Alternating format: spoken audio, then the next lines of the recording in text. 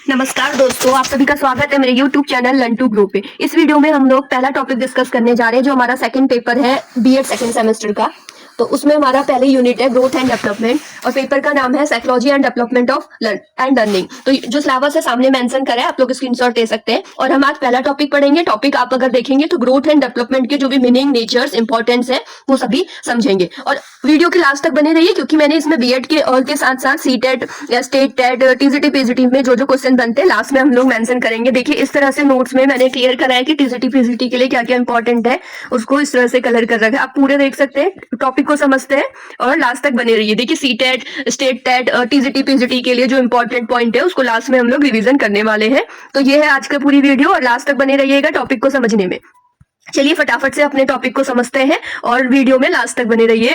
पहले चैनल को सब्सक्राइब करिए अगर नहीं करा है तो, और साथ ही साथ लाइक भी करिए क्योंकि आप लोग के लिए इंपॉर्टेंट इसमें कंटेंट आपको मिलेगा बीएड के रिगार्डिंग या फिर सीटेट टेट। अगर आगामी अध्यापक या अध्यापिका बनना चाहते हैं तो चैनल को सब्सक्राइब करिए। अब पहला क्वेश्चन जो बनता है यहाँ से 15 मार्क्स पे बीएड में, तो वृद्धि और विकास से आप क्या समझते हैं या फिर ग्रोथ एंड डेवलपमेंट से आप क्या समझते हैं, इसकी प्रकृति, विशेषता एवं शैक्षिक महत्व को सविस्तार से वर्णन कीजिए। तो आपको किस तरह से आंसर राइटिंग करनी है वो भी आपको इससे समझ आ जाएगा।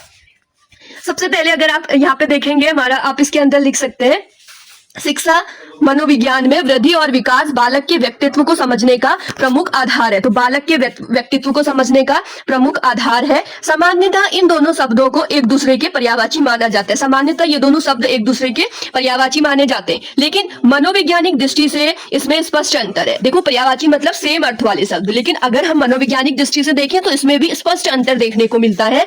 जहां पे वृद्धि का संबंध शरीर के अंगों से है, वृद्धि का संबंध किससे है, शरीर के अंगों से है, और विकास का संबंध बालक की कार्य क्षमता और व्यवहारिक परिपक्वता से है, कार्य क्षमता से और व्यवहारिक परिपक्वता से है। तो ये हमारा पूरा रहेगा टॉपिक। अब इसमें आगे समझते हैं क्या इसका अर्थ है। आई होप आपको समझ आया हो। दो ही चीज बोले कि इसमें प्रमुख आधार इसमें बालक के व्यक्तित्व से है, ग्रोथ एंड डेवलपमेंट का। दूसरी बात ये सामान्यतः पर्यायवाची शब्द होते हैं, लेकिन अगर मनोवैज्ञानिक दृष्टि से देखें तो इसमें हमें अंतर समझ में आता है। वृद्धि का संबंध शरीर के अंगों से है और वहीं पे विकास का संबंध जो बालक की कार्य क्षमता में विकास हो रहा है या फिर उसकी व्यवहार में जो विकास हो रहा है, जो मेच्योरिटी आ रही है उसके बिहेवियर में, उससे है। तो नेक्स्ट हम लोग देखते हैं वृद्धि और विकास का अर्थ एवं परिभाषा टॉपिक है, तो इसको समझते हैं। और देखो वृद्धि जो है इसका अर्थ होता है शारीरिक परिवर्तन। इसमें व्यक्ति की लंबाई, वजन, अंगों का आकार में होने वाली बढ़ोतरी शामिल है। जैसे व्यक्ति की लंबाई बढ़ रही है, वजन बढ़ रहा है या फिर अंगों के आकार में परिवर्तन हो रहा है, ये सारी चीजें किसमें शामिल है, वृद्धि में शामिल है। अब वहीं पे अगर हम देखें किसमें, परिभाषा वृद्धि की देखें तो अभिवृद्धि से आश्चर्य प्राणी के आकार और संरचना में परिवर्तन से है। ये कौन बोल रहे हैं, तो हॉर्नॉक ने ये डेफिनेशन दे रखी है, तो आप देख सकते हैं। अगर वीडियो पसंद आ रही है तो कमेंट पे जरूर बताइएगा। नेक्स्ट टॉपिक है डेवलपमेंट या विकास। यह एक ऐसी प्रक्रिया है जिसमें वृद्धि के साथ साथ मानसिक, सामाजिक और संवेगात्मक परिवर्तन भी होता है। तो इसमें ओवरऑल डेवलपमेंट होगा किसी का भी, वो मेंटली डेवलप होगा, सोशली डेवलप होगा, तो सारी जो प्रोसेस है वो उसमें होंगी। और इसकी डेफिनेशन स्वामी विवेकानंद जी बोलते हैं कि शिक्षा मनुष्य के भीतर पहले से ही मौजूद पूर्णता की अभिवृद्धि है, अर्थात उन आंतरिक शक्तियों को बाहर आना ही विकास है। तो ये सारी चीजें हैं। अगर दूसरी डेफिनेशन हमारी महर्षि अरविंदो की है, ये हमको बोलते हैं कि विकास व्यक्ति के शारीरिक, प्राणिक और मानसिक पक्षों का एकीकरण है। किस किस का, शारीरिक, प्राणिक और मानसिक पक्षों का एकीकरण है।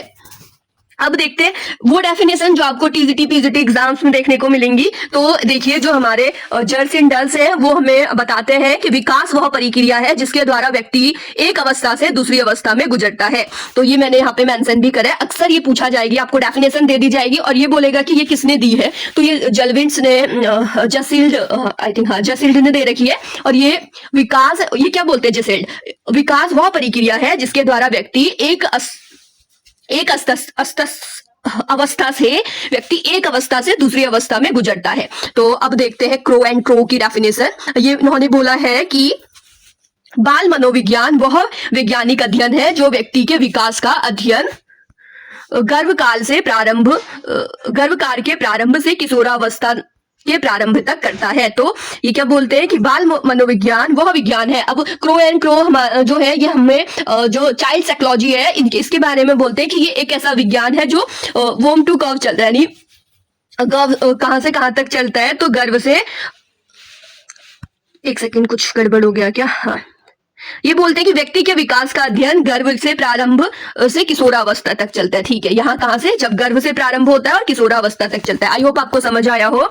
ये क्रो एंड क्रो बोलते हैं, जो चाइल्ड साइकोलॉजी है इसमें जो व्यक्ति है उसका अध्ययन, विकास का अध्ययन हम लोग गर्भकाल से लेके किशोरावस्था तक करते हैं। अब उसके बाद जो फ्रैंक है ये बोलते हैं वृद्धि से आश्चर्य शरीर के किसी विशेष पक्ष में होने वाले परिवर्तन से है।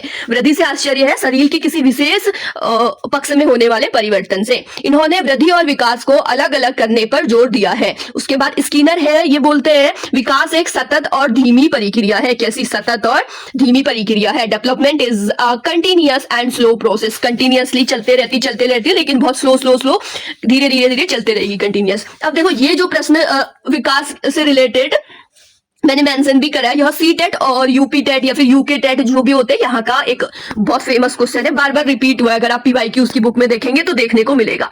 अब आपको देखते हैं, मतलब अब हम लोग देखते हैं वृद्धि और विकास में प्रमुख अंतर क्या है। अब जब ये क्वेश्चन आएगा ना तो आपको इस तरह से पूरा लिखना पड़ेगा। पहले आप जैसे बोला क्योंकि लॉन्ग में आ रहा है, डेफिनेशंस भी लर्न करके जानी पड़ेंगी, और अगर इस तरह से अंतर लिख के डिफाइन कर देंगे तो और अच्छी बात है। जैसे अब देखते हैं ग्रोथ इधर है, डेवलपमेंट इधर है। स्वरूप देखते हैं क्या है। जो हमारा ग्रोथ है वो बाहरी परिवर्तन है, जबकि जो हमारा विकास है, डेवलपमेंट है, वो आंतरिक और बाहरी दोनों प्रक्रिया है। मापन जो है वो मात्रात्मक होता है, जैसे 5 किलो वजन, इस तरह से मतलब उसको माप सकते हैं। वहीं पे जो विकास है वो गुणात्मक होता है, जैसे व्यवहार में सुधार, ये सारी चीजें। उसके बाद समय यानी ये सिर्फ क्या है, एक टाइम मैच्योरिटी तक रहता है, और वहीं ये क्या रहता है, मृत्यु से जीवन भर रहता है, गर्भ से मृत्यु तक। अब कौन, डेवलपमेंट। आई होप आपको वीडियो अच्छी लग रही हो। अगर मुझे कुछ भी करेक्शन या कुछ और चीजें ऐड करनी है तो आप बता सकते हैं।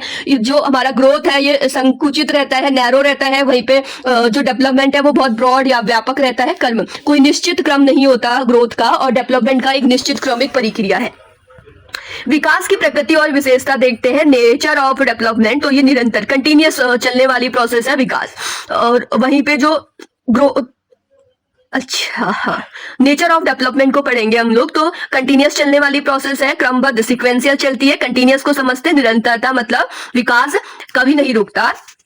यह गर्भधारण से लेकर मृत्यु तक चलता है। अब जब से गर्भ में बच्चा आ गया है उसके बाद से मृत्यु तक कंटिन्यूअसली डेवलपमेंट चलते रहता है, रुकता नहीं है। उसके बाद कर्मबद्धता, सिक्वेंशियल होता है, विकास एक निश्चित क्रम में होता है। जैसे बच्चा पहले बैठता है, फिर खड़े होता है, फिर चलता है, इस तरह से। और ये अगली बात है जो वैयक्तिक भिन्नता होती है, यानी फिर इंडिविजुअल डिफरेंस रहता है, यानी हर एक इंसान या फिर हर एक बालक सेम नहीं होता, अलग अलग होता है, उसकी विकास की गति अलग अलग होती है। एकीकरण, अगर हम इंटीग्रेशन देखें, एकीकरण देखें तो बालक पहले पूरे हाथ को, फिर पूरे उंगलियों को, और फिर दोनों को एक साथ चलाना सीखता है। आप अगर कभी भी देखेंगे ना तो आप जो बॉडी के अपर पार्ट से डाउन पार्ट को मूवमेंट करना स्टार्ट करते हैं, डेवलपमेंट स्टार्ट होता है। पहले उंगलियां काम नहीं करती है, पहले हाथ धीरे धीरे काम करते हैं, फिर वो उंगलियां चलाना सीखता है। एक इस तरह का क्वेश्चन भी आता है कि बच्चा जो है अपने शर्ट के बटन खुद से नहीं लगा पाता है, इसके पीछे क्या रीजन है। अभी हम जब इसके नेक्स्ट वीडियो में हम लोग सिद्धांत सीखेंगे तो उसको उस टाइम पे अच्छे से पढ़ेंगे।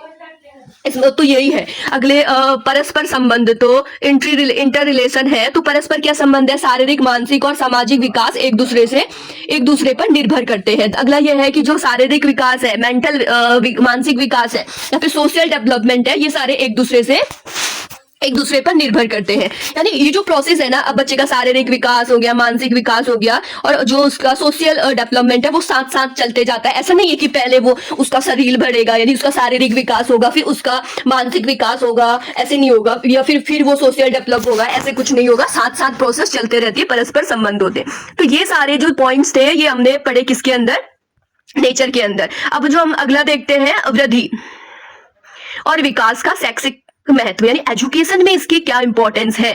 तो एक शिक्षक के लिए इसका ज्ञान निम्नलिखित कारणों से आवश्यक है। पहला, बालक की क्षमताओं को समझना, यानी हम अगर ये चीज पढ़ेंगे तो हम ये समझ पाएंगे कि किस उम्र के बच्चे को कितना सिखाना है, उसकी क्या क्षमता है, और इस अकॉर्डिंग तो देखो शिक्षक यह जान पाता है कि किस उम्र के बच्चे को क्या सीखने के योग्य है, उसे क्या सिखाना है। दूसरा पॉइंट ये लिखना है आपको कि शिक्षण विधियों का चयन करना, हम उसी अकॉर्डिंग बच्चों को शिक्षण विधियां समझाएंगे। जैसे एक छोटा बच्चा होता है प्राइमरी का, तो उसको हमें उस तरह से रटवा के या फिर एक्सप्लेन करके, जैसे हम पोयम उसको सुनाना पढ़ाना सिखाते, तो एक अलग मेथड होता है। वहीं पे जैसे हम अपर एज में आते हैं, आप देखते हैं कि 10th और 12th क्लास या फिर इस तरह से 11th 12th 10th क्लास, उस एज तक बच्चा समझना शुरू कर देता है। तो अलग अलग एजेस को भी हम पढ़ेंगे, आप बस वीडियो में बने रहना। जैसे इसमें देखो शिक्षण विधियों का चयन करना, छोटे बच्चों के लिए खेल विधियां, किशोरों के लिए व्याख्यान विधि का चुनाव विकास के ज्ञान का आधार है। अब आप एक छोटे बच्चे को क्लास में पढ़ाने जा रहे हैं, लाइक यूकेजी एलकेजी, और वहां पे आप अपना लेक्चर दे रहे हैं, व्याख्यान कर रहे हैं, तो बच्चा कैसे समझेगा ना,